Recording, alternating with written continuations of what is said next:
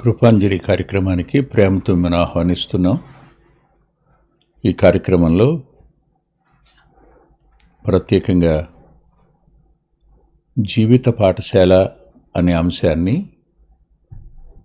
యోసేపు గారి జీవితాన్ని అధ్యయనం చేయడం ద్వారా నేర్చుకుంటున్నాం. ఈ వారం ఆదికాండం 50వ అధ్యాయంలో 15వ వచనాన్ని మరల చదువుకుందాం. యోసేపు సహోదరులు తమ తండ్రి మృతి పొందుట చూచి, ఒకవేళ యోసేపు మనయందు పగబట్టి మనం అతనికి చేసిన కీడంతటి చొప్పున మనకు నిశ్చయముగా కీడు జరిగించుననుకొని ప్రార్థన చేసుకుందాం. ప్రేమగల మా ప్రియ తండ్రి, పరిశుద్ధుడైన గొప్ప దేవ, చాలినంతటి మీ సహాయం కోసం అర్థిస్తున్నాం. ప్రత్యేకంగా కొద్ది మాటలు మా ఆత్మలకు మేలు చేసేవి మీ పరలోకపు గవినిలో నుండి అనుగ్రహించమని జ్ఞాపం చేస్తున్నాం. జీవితంలో ప్రతిదినం మాకు నేర్పే పాఠాలు, ఆ పాఠాలలో మేము మిమ్మల్ని అర్థం చేసుకునే విధానం మీ ఆత్మ ద్వారానే సాధ్యం కదా నాయన. కనికరం చూపించే తండ్రి మీరు, మా ఎడల జాలిపడేటువంటి తండ్రి కూడా మీరే, మాకున్న దిక్కు కూడా మీరే. మనుషులు మమ్మల్ని అపార్థం చేసుకున్నా, వారికి మేము కీడు చేసేవారంగా కనపడినా, మా మనసు ఎరిగిన వారు కదా మీరు మా పక్షంగా ఉంటారని, మీరు మమ్మల్ని విడిచిపెట్టరని, మీ కృపాహస్తాలకి వింటున్న మా ప్రియులను, మాట్లాడుతున్న దాసుని జ్ఞాపకం చేసుకోమని మీ కనికరాన్ని ప్రత్యేకంగా కోరుకుంటూ బలపరచండి. యేసుక్రీస్తు ప్రభువారి పేరిట ప్రార్థిస్తున్నాం తండ్రి, ఆమేన్. ఒక విషయం ప్రకటించటం మర్చిపోయినాను. గత 2 వారాలు చెప్పవలసింది. రేపటి నుంచి అంటే మార్చి 3, 4 తారీఖుల్లో గుడివాడలో సండే స్కూల్ టీచర్స్ రిట్రీట్ జరుగుతుంది. ప్రతిసారి అనౌన్స్మెంట్ ఉండేది, టీవీలో యాడ్ వచ్చేది. ఈసారి పని ఒత్తిడి వలనో మరి జ్ఞాపక శక్తి తరగడం వలనో అనౌన్స్ చేయలేకపోయినాను, క్షమించండి. దూరంగా ఉన్నవారు రిజర్వేషన్స్ అవన్నీ దొరకపోవచ్చు, కానీ సమీపంలో ఉండి రాగలిగిన వారు మీరు ఆనంద్ గారి నెంబర్కి ఫోన్ చేయండి. 2 దినాల పాటు గుడివాడ అంత్యోకులోనే ఉదయం నుంచి సాయంకాలం వరకు రిట్రీట్ జరుగుతుంది. హృదయపూర్వకంగా ఆహ్వానిస్తున్నాం. ఆలస్యంగా అనౌన్స్ చేస్తున్నందుకు క్షమించండి. తెలుగు VBS అనే చిన్నపిల్లల కొరకైన పాఠ్యాంశాలు 3 సంవత్సరాల కోసం వ్రాయడం జరిగింది. ప్రతి సంవత్సరానికి 6 టెక్స్ట్ బుక్లు ఉంటాయి, 6 వర్క్ బుక్లు ఉంటాయి. అంతేకాదు ఇప్పటికీ పిల్లలకు సంబంధించిన 120 పాటలు రికార్డ్ చేయడం జరిగింది. అందులో అత్యధిక భాగం యూట్యూబ్లో ఉన్నాయి, మీరు వినొచ్చు. ఈ సంవత్సరం డివోషన్గా అంశం జ్ఞానం అని పెట్టడం జరిగింది. దానికోసం 10 డివోషన్స్ రాయటం కూడా జరిగింది. మర్చిపోకుండా మీ ప్రార్థనలు జ్ఞాపకం చేసుకోండి.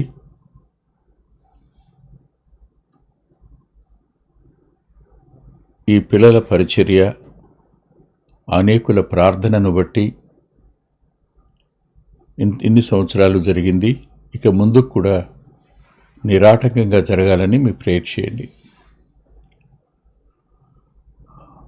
ఆదికాండం 50వ అధ్యాయం 15వ వచనంలో తండ్రి చనిపోయినాడు, సహోదరులు అని బహువచనం వాడారు. వారు ఒకవేళ అని ముందన్నారు, నిశ్చయముగా అని తర్వాత అన్నారు. ఒకవేళ అంటే జరగవచ్చు, జరగకపోవచ్చు, కానీ నిశ్చయం అంటే ఖచ్చితంగా జరుగుతుందని. మాట్లాడేటప్పుడు ప్రారంభంలో ఒకవేళ అనే పదం వాడారు, కానీ ఆ వచనం యొక్క ముగింపులో నిశ్చయముగా అన్నారు. అంటే ఇప్పటికీ 17 సంవత్సరాలు. చూడండి, ఆదికాండంలోనే 47వ అధ్యాయంలో 28వ వచనం రాసుంటుంది, యాకోబు ఐగుప్తు దేశంలో 17 సంవత్సరములు బ్రతికెను అని. 17 సంవత్సరాల తరువాత యాకోబు మరణం, అతని పిల్లలు అంటే యోసేపుకు సహోదరులు, తండ్రి స్థానం ఖాళీ అయింది. ఇప్పుడు వారి ఆలోచన ఒక సందేహాన్ని రేపింది. అదేమిటంటే, మనం అతని కీడు చేశాం, మనం చేసిన కీడుకు నిశ్చయంగా తిరిగి కీడు చేస్తాడు, అంటే ప్రతి కీడు వస్తుంది నిశ్చయం అని అనుకున్నారు. ఇలా అనుకోవటంలో వారు అనుకున్న మాటలు ఒకటి, మన యందు పగబట్టి, మన యందు పగబట్టి. రెండవ మాట, మనం అతనికి చేసిన కీడంతటి చొప్పున. మూడవ మాట, మనకు నిశ్చయముగా కీడు చేయను. ఆలోచించండి ఒకసారి. 17 సంవత్సరాల కాలం అతని సంరక్షణలో ఉన్నారు, అతని పోషణలో ఉన్నారు. వారు, వారి పిల్లలు, వారి కలిగిన సమస్తం అతని యొక్క పరిపాలన క్రిందనే ఉన్నారు. కానీ ఇంత సుదీర్ఘకాలం ఒక వ్యక్తి యొక్క మనసుని ఎరిగి ఉండి కూడా అతన్ని అపార్థం చేసుకోవడం అనేది నిజంగా బాధాకరం. యోసేపు ఈ 17 సంవత్సరాల్లో తమ సహోదరులకు చేసిన కీడేమిటి? ఏమీ లేదుగా. ఒక వ్యక్తి యొక్క వ్యక్తిత్వాన్ని అపార్థం చేసుకునేటట్టుగా మానవుని యొక్క అనుభవ జ్ఞానం పనిచేస్తుంది. భౌతిక జ్ఞానం కూడా దానికి సహకరిస్తుంది. ఈ జ్ఞానం వారు ఒక నిర్ణయం దగ్గరికి రావడానికి కారణం అవుతుంది. సరిగ్గా తండ్రి లేడు కాబట్టి, తండ్రి లేడు, మరణించాడు కనుక. ఇప్పుడు ఒక మాట నేను మీతో పంచుకోవాలి. అదేమిటంటే, వీరు 17 సంవత్సరాల్లో ఎప్పుడు యోసేపుకు క్షమాపణ చెప్పిన సందర్భమే లేదు. అంటే కొంతమంది కీడు చేస్తారు, కీడు జరిగిందని చూసి సంతోషిస్తారు. కానీ ప్రతి కీడుని వారు ఎవరికి చేశారో అతని మేలు కోసం దేవుడు వాటిని ఆశీర్వదించినప్పుడు ఆ కీడులో దాగిన ఆశీర్వాదాన్ని అతను పొందటం చూసినప్పుడు సహజంగా అసంతృప్తి అనేది వ్యక్తుల అంతరంగాలు నింపేస్తుంది. అరేరే ఎంత చేశామే, తక్కువ చేశామే అని. ఈ మధ్యకాలంలో ఓ కుటుంబాన్ని గురించి నేను విన్నాను. వాళ్ళ అన్నదమ్ములు ఆస్తి పంచుకున్నారు. వాడు చదువుకున్నాడు, వాడికి ఉద్యోగం ఉంది, ఆస్తులు సమానంగానే ఉన్నాయి. ఇప్పుడు తండ్రి ఆస్తి పంచేటప్పుడు వానికి కొరగాని దిద్దాం, మంచిది మనం ఉంచుకుందాం, వాడి యొక్క పంపకానికి వచ్చేది ఫలానా అని చెప్దాం అనుకున్నారు. అలాగే ఇచ్చారు. ఇచ్చేసి రిజిస్ట్రేషన్స్ కూడా అయిపోయినాయి. అది పనికిరాని భూమి అని వారు అనుకున్నారు. కానీ జరిగింది వేరు. కొన్ని సంవత్సరాలు మంచి పంట పండించుకుంటూ వీళ్ళ పొలంలో ఆ పొలం ఎందుకు పనికిరాదు అన్నట్టుగా ఏదో పండితే పండొచ్చు, పండకపోతే పండకపోవచ్చు అని అనుకున్నారు. కానీ అందులో ఊహించని విధంగా ఖనిజం ఉందనే సత్యం తెలిసినప్పుడు మిగిలిన వాళ్ళు ఏమైపోతారు? మీరే ఆలోచించండి. ఆ పొలం యొక్క ధర వీరి పొలాల ధర కంటే ఓ 10 అంతలు ఎక్కువైంది అనగానే కీడు చేశారు. కీడులో దేవుడు మేలును దాచి ఉంచాడు.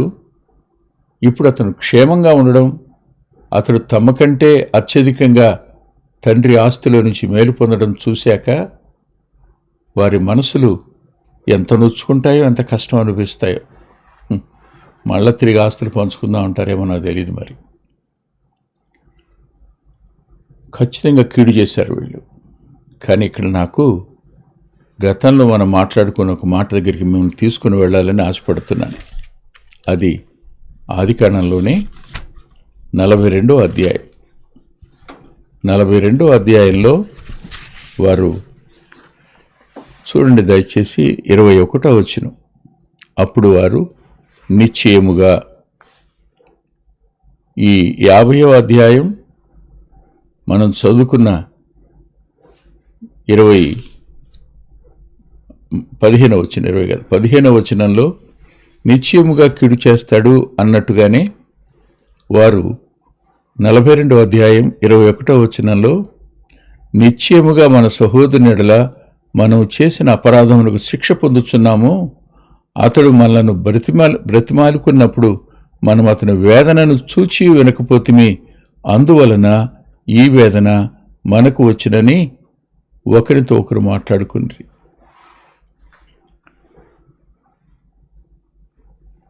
రియలైజేషన్ వస్తుంది. అది పరిస్థితిని బట్టి. కానీ దానివల్ల మార్పు ఏమైనా వస్తుందా?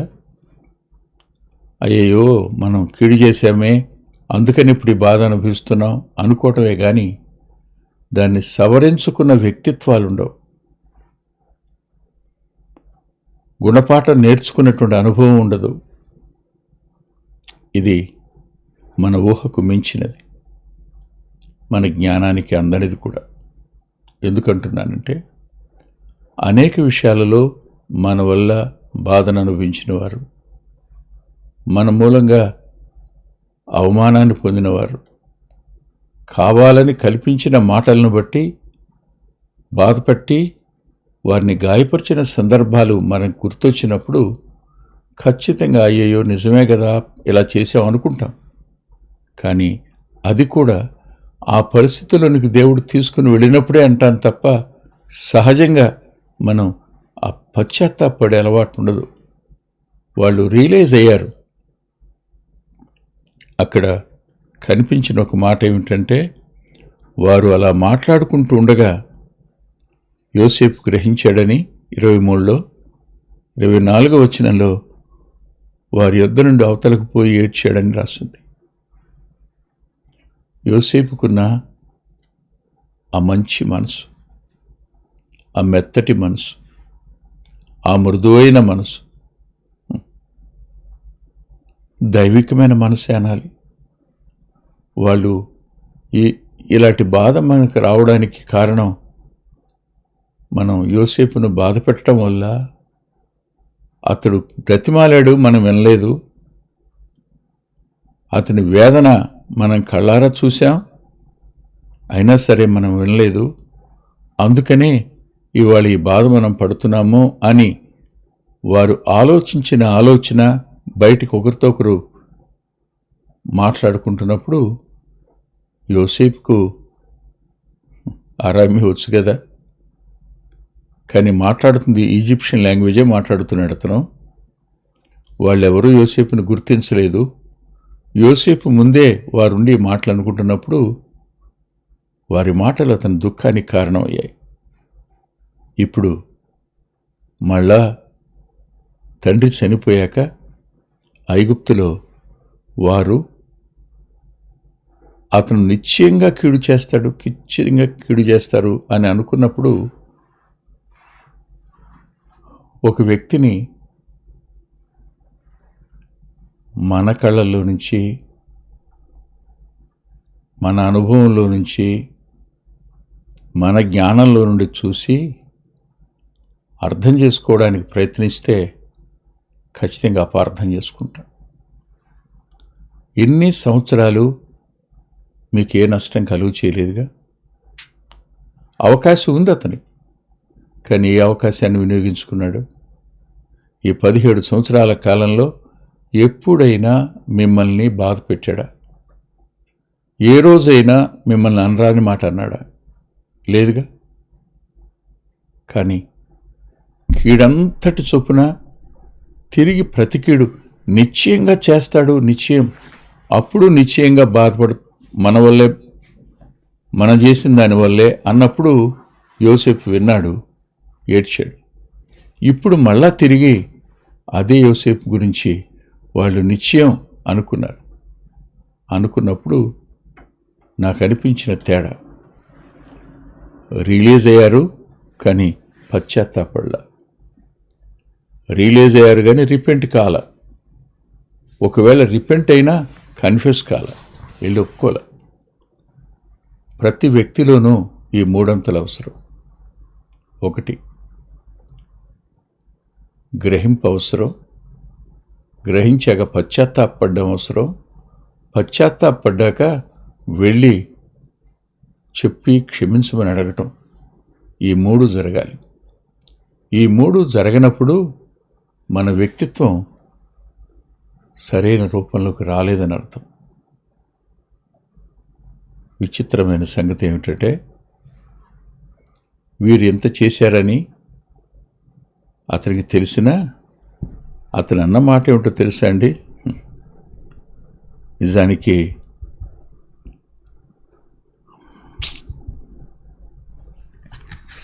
ఇదంతా మీరు నాకు 45వ అధ్యాయం చూడండి. నేనిక్కడికి వచ్చినట్టు 5వ వచనం, మీరు నన్ను అమ్మివేసినందుకు దుఃఖపడకుడి, అది మీకు సంతాపం పుట్టింపనీయుకుడి, ప్రాణరక్షణ కొరకు దేవుడు మీకు ముందుగా నన్ను పంపెను అన్నాడు.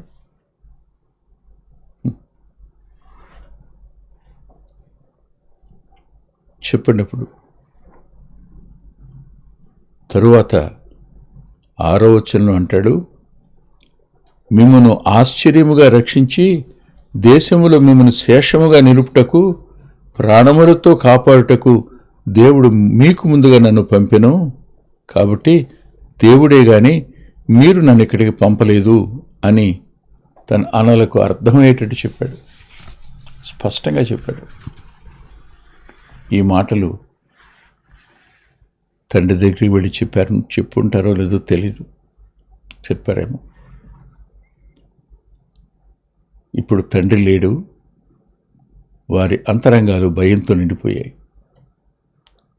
భయాలకు కారణం మనం ఎవరిని చూస్తున్నామో అతడు మౌనంగా ఉంటే భయం ఎక్కువ అవుతుంది, తగ్గదు.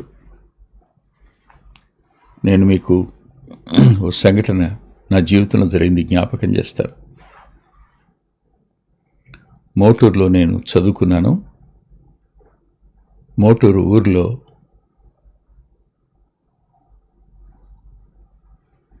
రామచంద్రరావు అని నా క్లాస్మేట్ ఉండేవాడు. వారి ఇంట్లోనే ఒక మాస్టర్ ఉండేవారు, ఆచార్య గారని. ఆయన